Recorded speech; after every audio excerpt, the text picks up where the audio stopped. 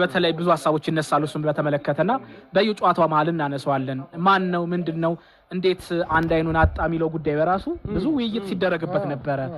ሰሞኑንና ናምበሪና ስፖርት ገባ በጣም እና ብዙ ነገሮች የሚደረስበት ፈተና ያ ሱዳንም እንደዚህ ለውጦች አድርጓል መሳይ ትክክል በትክክል ለውጦችን ያረከ ሁለቱም በነገራችን ላይ ቀደም ብሎ ሊደረግ ነበር ኪሊያን ንኬማ ነው ተቀይሮ የሚገባው በቡርኪና ፋሶ በኩል የግብ ጠባቂ ለውጥ ነው ፈርስት ሃፍ ላይ በጣም ተቸግሮ ያቺ ፔናልቲ ያስገኘችው ኳስ ላይ እዛ ላይ ነው ጉዳት የደረሰበት በገዛጁ ማለት ነው ባላንስ ከዛ በፊትም የሆነ እንትን እያደረገ ነበር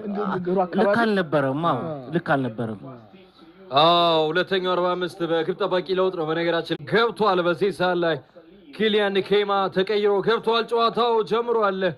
ሁለተኛው 45 ላይ አድማጮቻችን የናንተ ውጤት ግምት ምንድነው ሱዳን ይህንን ጨዋታ ታሸነፍ ይሆን ወይስ ቡርኪና ፋሶ